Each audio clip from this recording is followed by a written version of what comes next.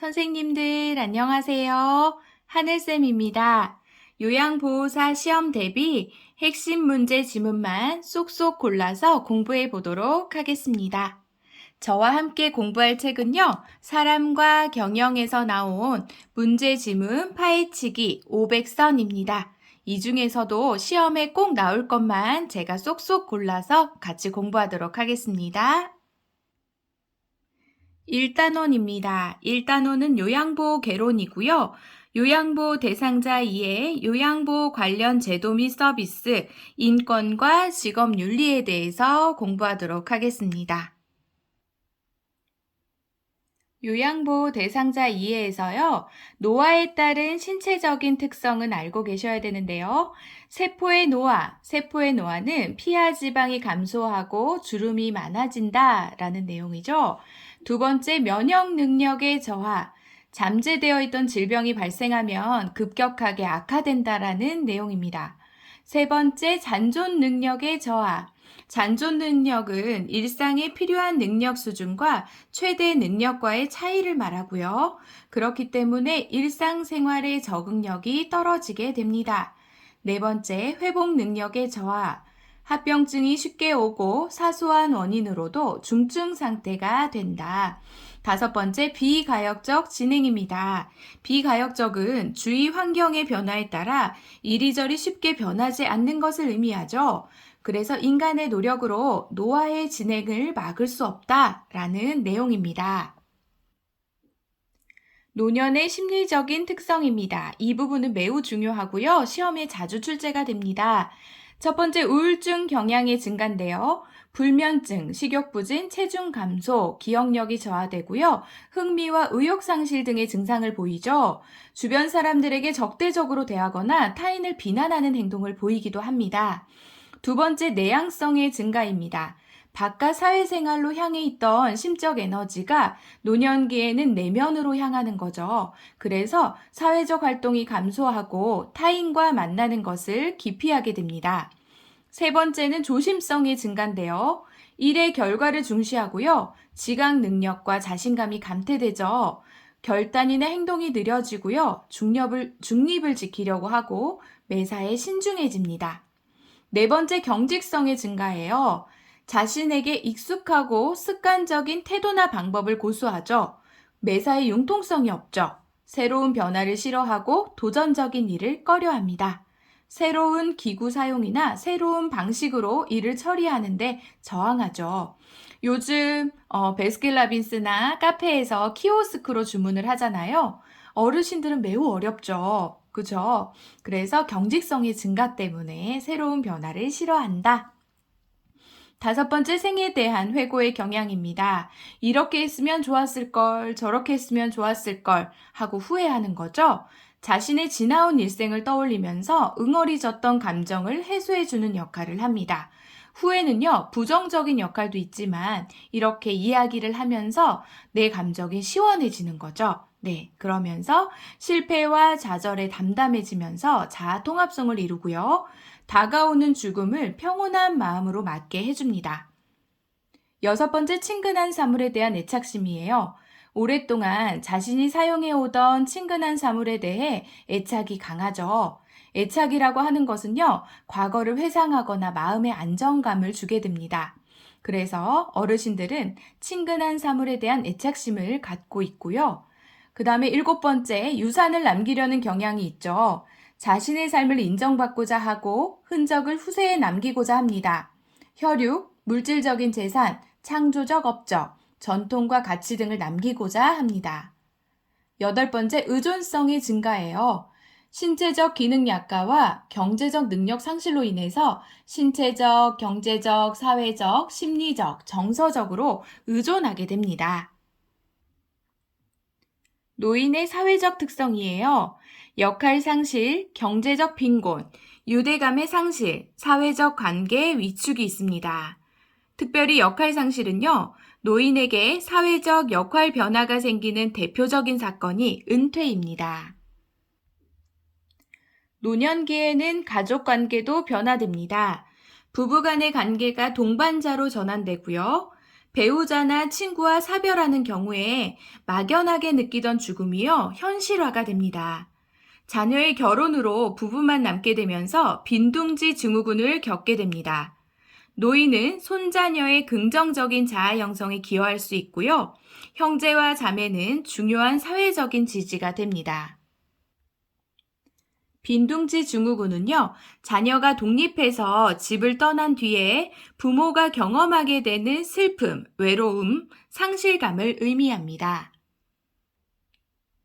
배우자 사별에 대한 적응 단계 볼게요. 1단계는요, 상실감의 시기예요. 우울감과 비탄함이 있고요. 2단계는 배우자 없는 생활을 받아들이고 혼자 된 사람으로서의 정체감을 지니게 됩니다. 3단계는요, 혼자 사는 삶을 적극적으로 개척하는 단계입니다. 그래서 상실감, 정체감, 개척감, 이렇게 3단계를 통해서 사별한 배우자와의 사별한 그 적응 단계를 거치게 됩니다. 다음은 수정 확대 가족입니다. 노인 부부가 자녀와 근거리에 살면서 자녀의 보살핌을 받고 또 자녀에게 도움을 주는 가족의 형태입니다. 노인의 4가지의 고통인데요. 빈곤, 질병, 고독, 무의, 역할 상실을 볼 수 있습니다. 노인의 부양을 위해서는요, 공적인 부양과 사적 부양이 모두 필요합니다. 그리고 노인 부양 해결 방안 중에 노인의 개인적인 대처도 필요합니다. 경제적으로는 사회보험과 개인보험을 병행해서 이용하고요. 사회적으로는 재교육 프로그램을 통해서 삶의 변화에 대비해야 됩니다. 다음은 요양보호 관련 제도 및 서비스입니다. 사회복지 분야는 3가지의 분야로 나누어지는데요. 공공부조, 사회보험, 사회서비스입니다. 공공부조는요, 최저생활을 보장하고 자립을 지원하는 국민기초생활보장제도이고요. 사회보험은 국민에게 발생할 수 있는 사회적 위험을 보험의 방식으로 대처하는 제도입니다. 그래서 5대 보험이죠. 국민연금, 국민건강보험, 산업재해 보상보험, 고용보험, 노인장기요양보험이 여기에 속하게 됩니다. 다음은 사회서비스입니다. 도움이 필요한 모든 국민에게 제공하는 상담, 재활, 돌봄, 정보, 관련 시설 이용, 역량 개발, 사회 참여 지원 등의 개별 서비스를 말합니다. 그렇다면 노인장기요양보험 제도는 무엇일까요? 고령이나 노인성 질병 등의 사유로 일상생활을 혼자서 수행하기 어려운 노인 등에게 제공하게 되는 신체활동 또는 가사활동을 지원하는 사회보험 제도입니다. 여기에서 말하는 고령은요, 65세 이상이지요. 그리고 노인성 질병은 치매, 파킨슨, 그리고 뇌졸중을 말하게 됩니다. 우리나라의 고령화 기준은 어떻게 될까요? 지금 우리나라는 고령사회인데요. 먼저 고령사회부터 볼게요. 고령사회는요, 전체 인구 대비 65세 이상의 노인 인구가 14% 이상 20% 미만인 국가입니다. 이거는 조금 기억해 주시면 좋고요.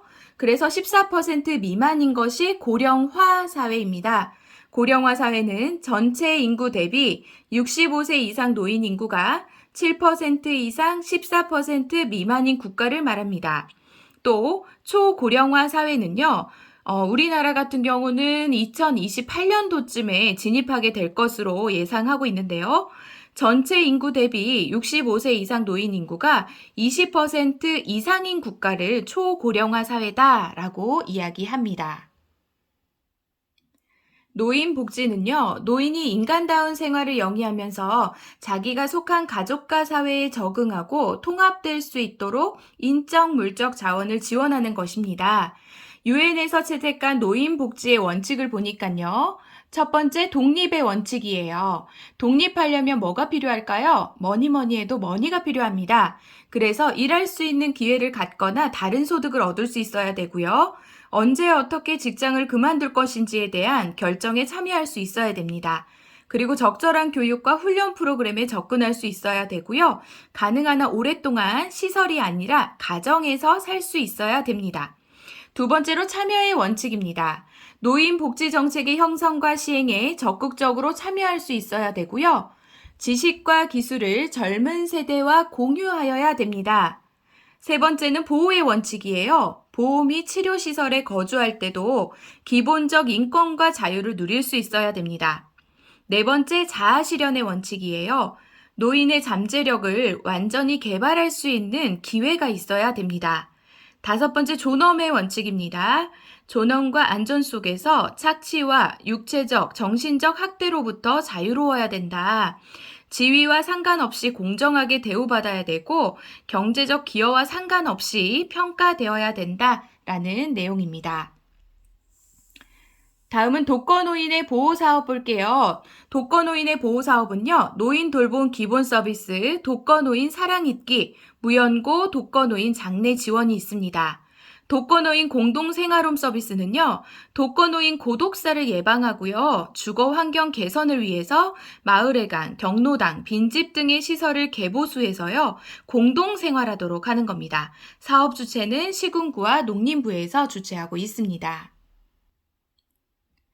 노인 돌봄 종합 서비스는요, 혼자 힘으로 일상생활을 하기 어려운 노인에게 가사, 활동 지원, 주간 보호 서비스를 제공하는 겁니다.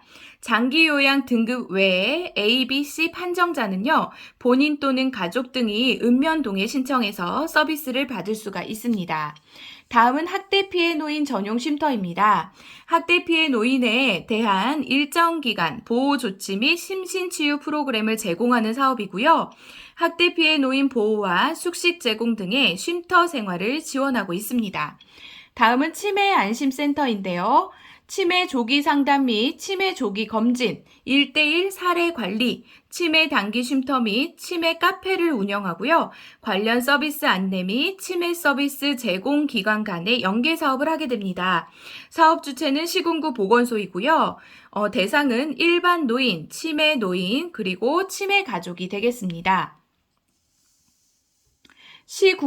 시군구별로 설치해서 노인의 교양, 취미생활 및 사회참여 활동 등 지역사회 노인들의 여가복지를 지원하는 사업은 무엇이죠? 네, 노인복지관입니다.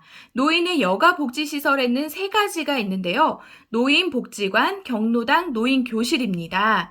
네, 다음 문제 볼까요? 지역 노인들이 자율적으로 친목 도모, 취미활동, 공동작업장 운영, 각종 정보 교환과 기타 여가활동 등 노인사회활동 및 여가활동 지원의 공간 및 도구로 활용하는 사업은 어디죠? 네, 경로당에서 이러한 사업을 하고 있습니다. 노인 주거 복지시설 보겠습니다. 양로시설은 10인 이상이고요. 노인 공동생활가정은 5인에서 9인 이내입니다. 그리고 노인 복지주택이 있죠. 노인 공동생활가정은요, 노인들에게 가정과 같은 주거 여건과 급식, 그 밖의 일상생활에 필요한 편의를 제공하는 시설입니다. 다음 노인의료 복지시설 보겠습니다. 노인 요양시설은 10인 이상이죠. 노인 요양 공동생활 가정은 9인 이내입니다.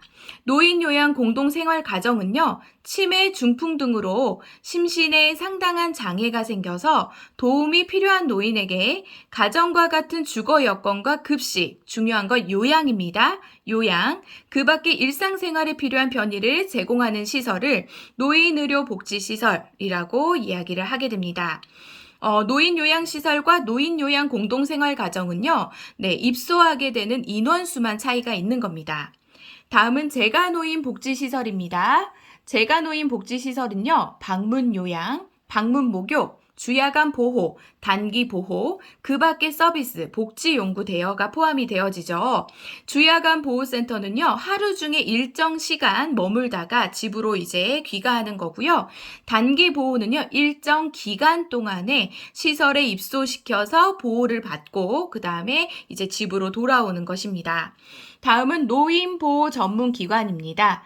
노인보호 전문기관은요, 노인 학대 행위자에 대한 상담 및 교육, 학대받은 노인의 발견, 상담, 보호, 노인 학대 예방 및 방지를 위한 홍보를 담당하는 기관입니다.